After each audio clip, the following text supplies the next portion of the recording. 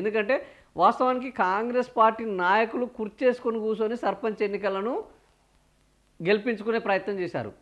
అది కూడా మనం చూడొచ్చు. ఎక్కడ ఒక ఆయన సర్పంచ్ కుర్చేసుకొని కూర్చున్నాడు. చేసుకొని కూర్చొని మేము పనులు చేపిస్తామని అంతకుముందు ఏది ముఖ్యమంత్రిగా ఉన్నప్పుడు కేసీఆర్ అనేక మార్లు చెప్పారు. నేను ప్రాజెక్టులను అక్కడ కుర్చేసుకొని కూర్చొని ప్రాజెక్టులను పూర్తి చేయిస్తానని. సో అందరికీ కుర్చేసుకొని కూర్చొని ఉంటే ఎట్లా పని చేస్తారు అనేది చాలా వరకు అర్థం కాలేదు. అయితే ఆయన ఆ కుర్చేసుకొని ఎక్కడ ప్రగతి భవన్లో కూర్చొని పొద్దున లేస్తే ఆ ఎల్ఈడీలు పెట్టుకొని ఆ ఎల్ఈడీల ద్వారా పనులను పర్యవేక్షించి ఆ పనులు వేగవంతంగా జరిగేటట్టు ఆయన చేశారు. కానీ ఆయన నేను ప్రాజెక్టుల దగ్గర కుర్చేసుకొని కూర్చుంటాను అనుకుని ప్రగతి భవన్లో కుర్చేసుకొని కూర్చుంటే ఎవరికి అర్థం కాలేదు. కానీ కాంగ్రెస్ పార్టీ మాత్రం అట్లా కాదు, నేను కుర్చేసుకొని కూర్చొని మరి గెలిపిస్తామని అనుకున్నారు. సో పంచాయతీ ఎన్నికలో ఇక్కడ మనకు పరిగి రామ్మోహన్ రెడ్డి అది ఏంది పల్లెల్లో కసికొద్దీ అధికార పార్టీ నేతలను ఓడిస్తున్న నేపథ్యంలో పరిగి ఎమ్మెల్యే రామ్మోహన్ రెడ్డి కాంగ్రెస్ గెలుపు కోసం సర్వశక్తులు ఓడారు. స్వగ్రామం శివారెడ్డిపల్లిలో కోడ్ను ఉల్లంఘించి మరి పోలింగ్ కేంద్రం వద్ద కుర్చీ వేసుకొని కూర్చున్నారు.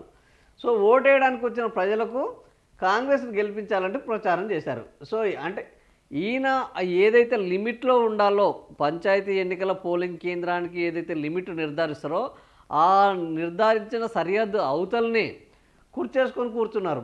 అయితే ఆయన ఒక్కడే కుర్చేసుకొని కూర్చోలేదు, నేను ఎమ్మెల్యేను కుర్చేసుకొని కూర్చున్నానని సాక్ష్యం చెప్పడానికి పక్కన గన్మెన్ కూడా ఉన్నాడు.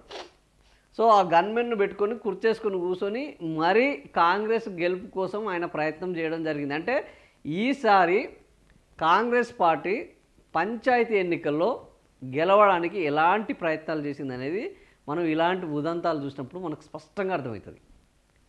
కుర్చేసుకొని కూర్చున్నారు, ఎక్కువ మాట్లాడితే అరాచకం చేశారు, అధికారాన్ని ప్రయోగించారు, దౌర్జన్యాలకు పాల్పడ్డారు, కిడ్నాపులు చేశారు, అవసరమైతే హత్యల వరకు వెళ్ళారు.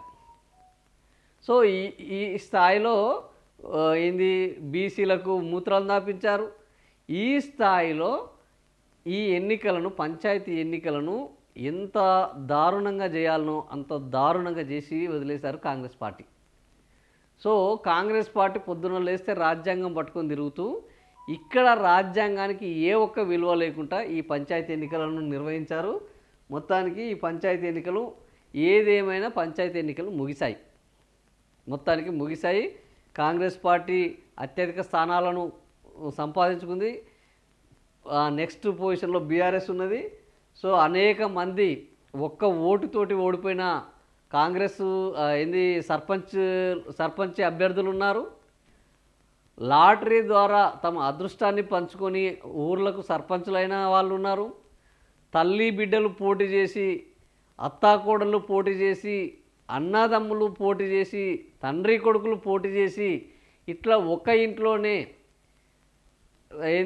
బంధుత్వాలు, ఒకే కుటుంబ సభ్యులు ఒకరి మీద ఒకరు పోటీ చేసుకుని రెండు పార్టీల మధ్య వాళ్ళ యొక్క గెలుపుని పరీక్షించుకున్న అనేక సందర్భాలు ఉన్నాయి. సో ఇట్లాంటి ఈ పంచాయతీ ఎన్నికల దశ ఈసారి అయితే ముగిసింది.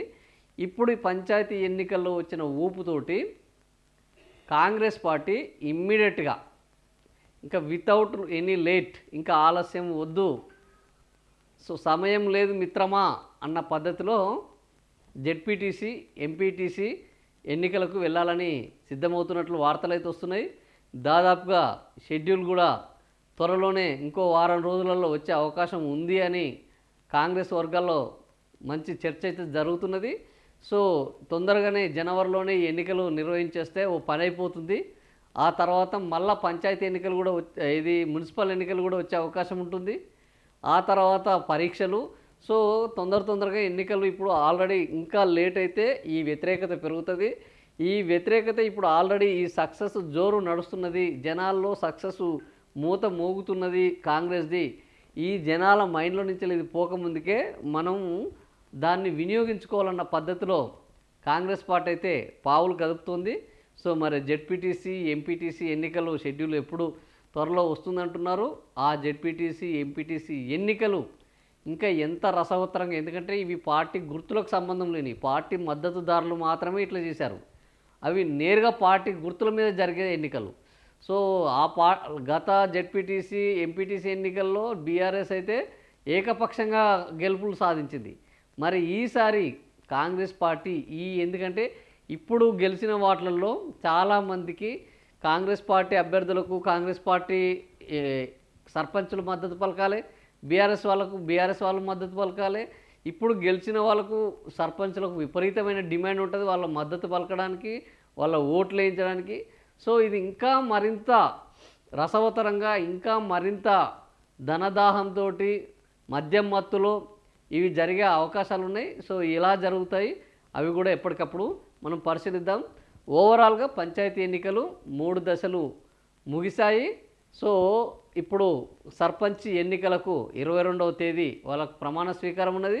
19వ తేదీ అనుకున్నారు, అమావాస్య ఉండడం వల్ల 22వ తేదీ పెట్టుకున్నారు. సో 22వ తేదీ నుంచి వెళ్ళి గ్రామాల్లో పాలక మండళ్ళు రాబోతున్నాయి. గ్రామాలకు కేంద్రం నుంచి వెళ్ళి రావాల్సిన ఫైనాన్స్ కమిషన్ నిధులు కూడా రానున్నాయి. సో ఈ నిధులు కేంద్రం నుంచి వెళ్ళి రావడం, దానికి మ్యాచింగ్ గ్రాంటు రాష్ట్రం నుంచి వెళ్ళి రావడంతో మరి వీళ్ళు అనేక మేనిఫెస్టోలు ఇచ్చారు, అనేక మంది సర్పంచులు అనేక హామీలను కురిపించారు. ఇప్పుడు వాళ్ళ ముందు ఉన్నది అసలైన గెలుపు అనేది ఒక పెద్ద సమస్య కాదు.